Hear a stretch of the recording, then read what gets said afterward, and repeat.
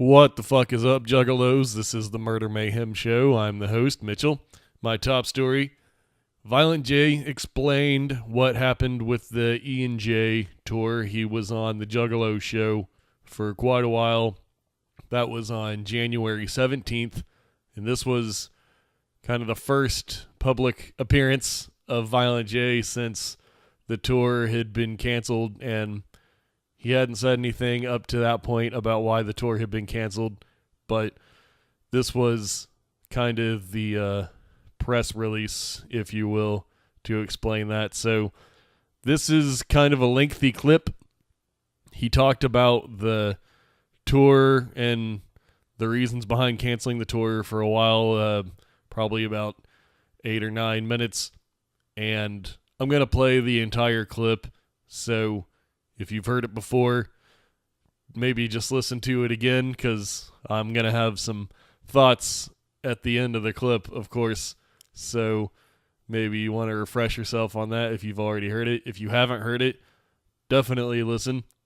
So here is Violent J explaining on the Juggalo Show on January 17th, 2019, why exactly he canceled the E&J tour. Violent J wanted to talk a little bit about the solo tour, if you will. Oh, yeah, Violent J. Yeah, I never got to explain why I canceled my solo tour. I don't think we ever put anything out explaining why, you know? No.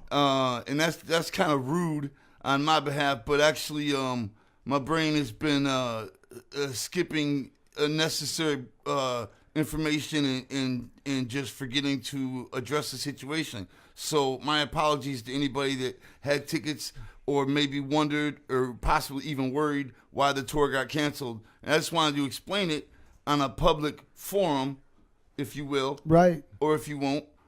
And this is a good place to do it right here at the Juggalo Show, you know what I'm saying? So real quick, I just wanted to say that what happened was when we originally scheduled the 2 solo tours, my tour and Shaggy's tour starting at the same time, you know? Right. We scheduled those tours months and months ago, you know, under the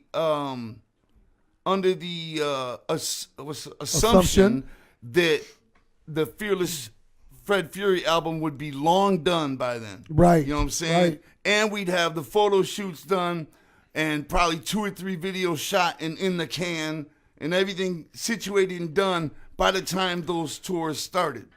But what happened was nothing of the sort. You know what I'm saying? Actually, we ended up working on the album literally up until the night before we left. You know what I'm saying?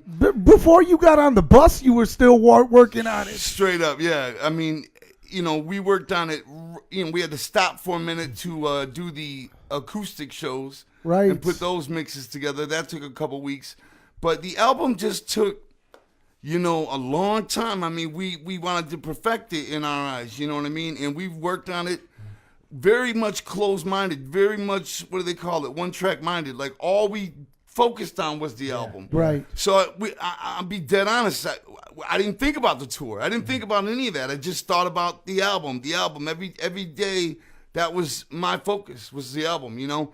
And so when we wrapped it up and we got out, literally on the first day of my solo tour, everything started slamming into my head. Like, for example, we didn't even do a fucking photo shoot for the booklet of the album. We didn't even take pictures yet. And I'm like, I'm on this tour until the day the album comes out. Right. And we don't even have a photo shoot done. You know what I'm saying? Right. Let alone a video or anything else we're supposed to have done. You know, and I'm like, how the fuck are we going to do this? Yeah. And we only put an album out. You know, it's been almost 4 years. Yes. You know, and I'm like, and we're supposed to be out doing a solo tour until the day the record comes out at Juggalo Weekend, you know? And I'll be honest, I don't really care about a solo career. You know what I'm saying? I'm not, it's not much of a concern for me. You know what I'm saying? And I got out there and all these realities started slamming into my head like, how are we going to do this? How are we going to do this? Because to do, just say a photo shoot, not only do I have to have the day off on that tour, on my tour, but Shaggy needs to have the day off as well. Right. Let's point out, Joe, that your tour left 2 weeks before Shaggy's. Yeah. So he had time. Yeah. He had time you didn't have time. Right. And just to do anything, though, as the tour goes on, to shoot a video, to do anything, we needed to line up the day off. We both needed the day off. Then where are we going to meet? Where are we going to make it happen? You know, we're on the tour, so we got to figure all this stuff out. To shoot a video outside of Michigan for us is hard to do as it is, you know what I'm saying? And you know, a tour, especially a solo tour, is going to come and go. But Fearless Fred Fury, that's part of our history. You know what I'm saying? It was much, much more important to us, the album. You know what I'm saying? Priority. Like, I'll be honest, especially a solo tour. I really don't care about a solo tour. You know what I'm saying? And so basically, I was like, fuck this tour. You know what I'm saying? Like, we got shit to do. We got a lot of work to do. And if I'm home, you know what I'm saying? All we got to do is wait for Shaggy to have a day off. You see what I'm saying? And then fly Shaggy home and we can do whatever we needed to do. You know what I mean? Instead of trying to line us both up with a day off. You know, if I'm based out of home, you know, Shaggy, we don't have to cancel both tours. Right. Shaggy can continue to do his tour. And every time he has a day off, we can make things happen. And when you're home, you could still tweak everything that you needed to for the record, for the because you guys are working on the record all the way up until the tour, basically. Yeah. But then we came home and continued working on it. Right. You know what I'm saying? Because Shaggy still had a while before his tour started. So we ended up finishing the album probably 6 or 7 times. I think one time we even blasted it out on social media. The album is done. Thank you to everybody. And it wasn't done. Like, I mean, I sat with it and lived with it for like 4 days. And then I'm like, you know, certain things started to show up that I'm like, oh, I wish we did this or that, you know. So really, we ended up right back in the studio. But, you know, we did finish it, you know, not by a deadline. Like, we finished it before we had to, so that's when I knew it was really done. Right. You get what I'm saying? Right. Yeah. Like if a deadline would have came and went, then it would have been like, oh, we had to settle for what we did. Right. But we actually finished the album, and we could have still fucked with it probably for another 6 days. Right. Right. So, you know, we did it. But anyway, yeah, I just said fuck my solo tour, you know, and I really, sincerely, from the bottom of my heart, man, apologize to Isham. You know, because, like, man, he was on the tour with us, and I had to do what I had to do, and I felt terrible. You know what I'm saying? Yeah. To you, Rudy, and to Carlito, and to Ishan, because, you know, you guys made arrangements and plans to go out on the tour, you know. But I knew that you guys would be able to understand because we're in the same boat. You know what I mean? I just felt bad for Ishan because, you know, he's running his career, and he made a lot of plans and things to do for what he had to do, and suddenly that's out the window, you know? Sure. And I felt terrible. I still do feel terrible, but, you know, I had to do what I had to do for the best of the album, you know what I'm saying? And of course, all the ninjas that were coming out to Yeah. the shows, you know what I mean? Well, the thing is like, especially if you bought tickets in advance and stuff. Albuquerque and Tucson, those juggalos are they're all over social media like, aha, we got it, and you didn't. Right. I'm like, that's bold, man. Don't do that. That ain't cool. I definitely apologize to any of the ninjas that bought tickets and wanted to come out, you know. And man, all I could say is my heart was in the right place because it was focused on the album, you know what I mean, being a great product. And that's something hopefully people can live with forever. You know what I'm saying? Sure, yeah. And the tour was just an experience for a night, you know. Right. All the same, we still apologize to everybody across the nation that plan to go and everything. And, you know, sincere apologies. And we'll probably do a solo set at the Gathering. You know what I mean? Yeah. And then we're going to still do a solo set at Juggalo Weekend, you know what I mean? But the Gathering... As long as I get to rock the stage with my brother, that's all that matters. Every time I ever do a solo set, you know. But we just had the album to work. We didn't plan on the album being so fucking... taking so long, but it did. You know what I mean? And we had to do what we had to do, you know? It's perfection, Joe. And we had to do what we had to do. And so, man, that's what happened. That's why we came home. And... Shaggy just flew home the other day, and we did some work in New York, and we did some work here, and pretty much every time he's got a day off, he's coming here, and we're taking care of things. You know what I mean? So, and I'm here taking care of this, and we're making the best of this time before the album comes out. Absolutely. You know what I mean? For the album and for the respect of Joker's Card, which only comes along every so often, So, Right. like I said, it's been almost 4 years. It has been 4 years. All right, so I was watching that along with you guys, and I had a bunch of thoughts. I was watching it actually live on Psychopathic TV on Facebook when it was originally airing, and I had a lot of thoughts as I was watching it as well. So you hear Violent J explaining the reason that the tour was canceled there. There was still work to be done on Fred Fury. The music they were working on all the way up until the day before the tours left, and then even after Violent J came home, they worked on it even more. You heard him say that they worked on it up until 6 or 7 days before it had to be turned in before the deadline. So that shows you that they were cutting it pretty close to the wire there, and pretty recently, as recent as after those tours got off, so as recently as this month, they were still working on it. So that's his reason. I totally believe it. I have no problem with it. And I didn't even think it seemed unbelievable, but I tweeted out, this is the reason. Violent J just announced, here's why the tour was canceled, because that was breaking news at that time when it was airing, and I saw a lot of feedback that was people saying, wow, how does he expect people to believe that? And I was looking at those tweets like, what's not to believe about it? Like someone said, does Violent J really expect us to believe that they would book 2 full tours before the album was even done? And I thought to myself, like, yeah, of course they would. Like, to me, that seems like a total psychopathic type of move to do something like that.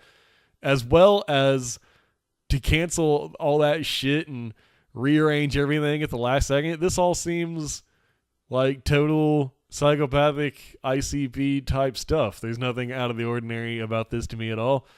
Nor is it even just an unbelievable story. Cancel the tour to come home and finish work on the shit. So that's what I believe. I'm going with him on that. And there was also talk of photo shoots that need to get done, music videos. We know that they were planning on putting a music video out because they had tweeted out or Instagrammed or something a picture of a photo shoot or a music video shoot some time ago, a good many months ago, and we never saw that video. So we know that that's true. We know that they were planning on putting video out that never got done because where is it? We know that there was supposed to be a finalized track list on the same day that WTF came out. That was part of the promo for that track list dropping on this day as well. We never saw that, so we know that at least up to that point, track list was never finalized. So basically just tying up a bunch of loose ends. According to Violent J, he said that it was easier to coordinate with Shaggy if one of them was home, so instead of them both having to have a day off of their tours, only one of them would need a day off. So I thought he pretty well covered any question that you could have. He covered it all, I thought. Seemed totally believable to me. So since he has now put that on Fred Fury, either way, whether it's true or not, since he has put it on Fred Fury, that just ups the stakes even more of Fred Fury. And I feel like the stakes were already pretty high, but as high as the stakes were on Fred Fury before, when that delay kicked in, 2 days before, that's the part that really pissed people off more than the delay, I think, was putting it off to the 2 days before it's supposed to come out when you definitely knew well before that it was being delayed. But because of all that, and now on top of that, this tour cancellation, stakes are raising. They already, it already had to be good, I think, Fred Fury. It already had to be good because there's going to be a lot of people watching this album hoping that it flops. The haterish types. There are people that would love to see this album suck. And I feel like Fred Fury is the album that needs to shut those people up. So I think the stakes were already pretty high. And then you shovel on top of that already just more and more reasons why it has to be good. Because if it does come out and it flops and it sucks, or it's not pretty unanimously well received, you're going to have people saying, well, shit, they fucking delayed it 3.5 months for this bullshit. And now they're also going to say, you fucking cancel the tour for this bullshit. So you don't want to give people a reason to shit on it unless you're pretty damn well confident that you're going to deliver. And I hope that it does. And I think that it will, because that Fury track, when that was released, was the fucking shit and a half. I love that Fury song. So stakes are pretty high as far as I see it. Fred Fury's got to deliver, or people are going to just use this, the tour cancellation, on top of other things, as ammunition. So not only that, on the release date day, we got about 24 or so dates on February 15th, Fearless Fred Fury album release parties. And on the promo flyer, it says, new album included with every ticket purchase, which that's probably what this is really all about, like moving that many more CDs. So that's smart. But yeah, it doesn't say anything else about what's going on at these parties exactly. So who knows what that's all about. But when I saw that promo flyer with all those dates and shit on it, I thought, well, damn, I really hope the album comes out on time now, because imagine having to cancel all those. And I tweeted that out. And I got a reply on this tweet from a juggalo that a lot of us know. So I won't even bother saying the name, because I'm not about putting people on blast like that, but it is all on Twitter, so it's not exactly like it's private, although this particular juggalo does have his tweets locked, so maybe he does consider it private, so all the more reason to not put him on blast. But this juggalo replied to me and said, the album's been done. Why do you stick around if all your feelings for ICP are completely negative? Just drop the hatchet and pick up the sword. Now, I wanted to talk about this at great length, so bear with me, because I'll probably do a good chunk of time on this. But I hear this complaint about me sometimes, like not 0 times.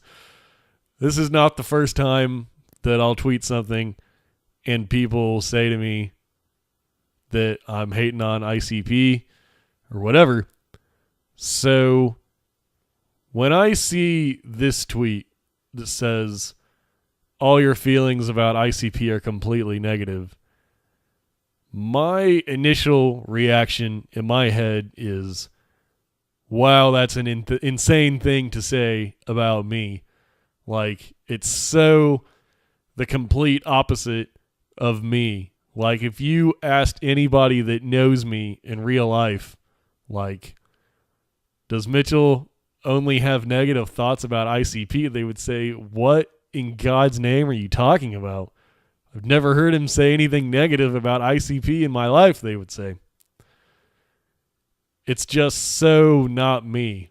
But I look at a tweet like this and I think, okay, I understand why someone could think this about me. Think that. And here's why. I'm on Twitter a lot. All the time. I make these podcasts. Obviously, I put out blog posts from time to time. I'll guest on other people's podcasts and say shit. I'm putting a lot of material out there. And That includes a lot of positive things and some negative things. I would say way more positive things than negative things, I think. But with the amount of content I'm putting out there, with some of it being negative, I'm not sitting here saying, how could he possibly think this about me? How could he possibly think all of my feelings towards ICP are completely negative? Because I see how somebody would get there. And I want to address this again because I have had to a few times, and I'm going to keep doing it over and over and over again. And so many times, it would not bother me if I had to say this every single week. I don't think it'll come to that, but if I have to go over this every few months, I gladly will. And I'll say it again right now.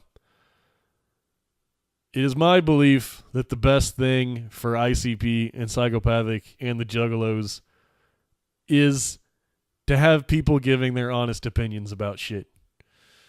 So if something comes out and you think it sucks, it doesn't do anyone any good to just say that it's good.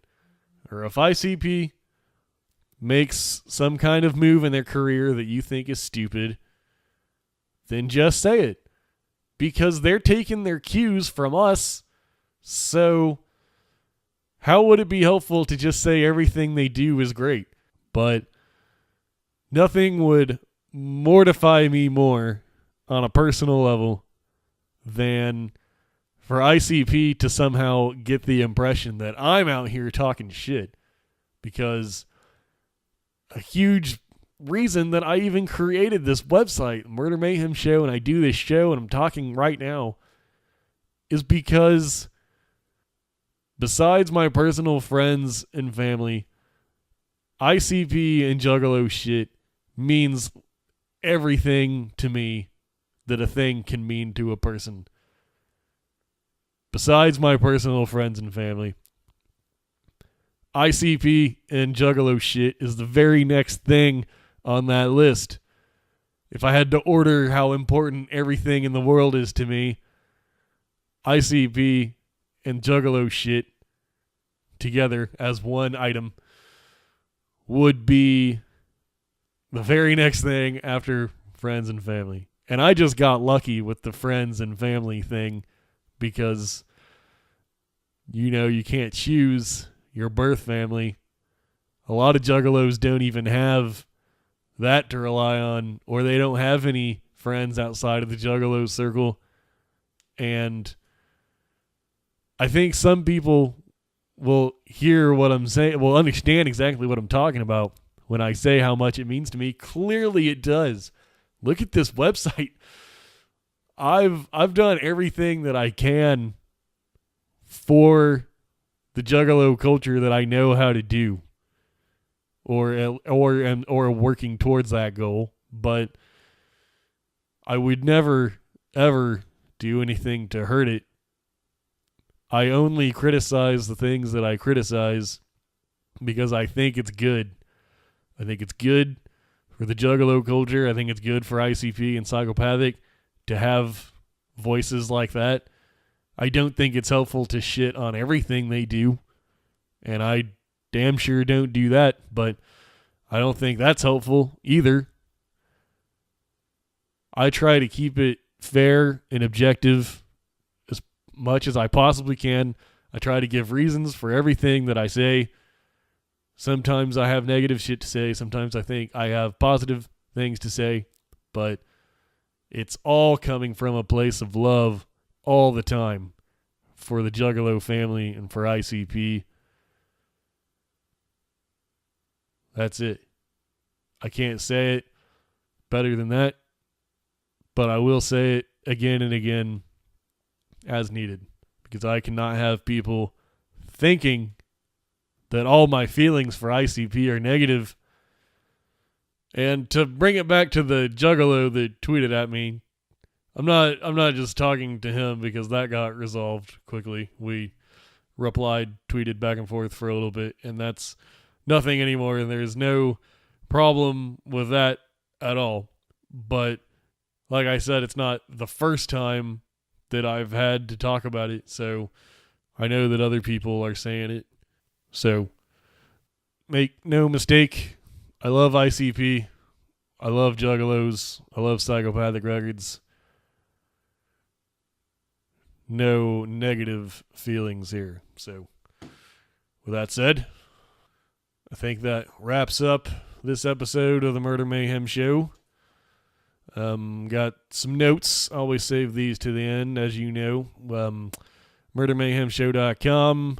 Get links to everything, all the social media. It's Facebook.com/Mayhem Show. On Twitter, it's at Murder Mayhem Guy. YouTube is youtube.com/Murder Mayhem Show.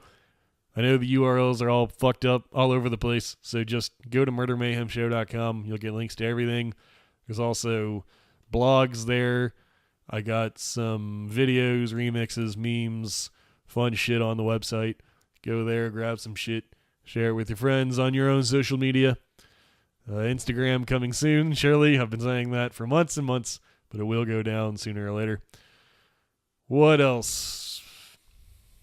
You can look forward to some more collabs and whatnot in the future. Good stuff coming on the way, in the pipeline, being worked out, already being talked about. That'll be fun. So until next time...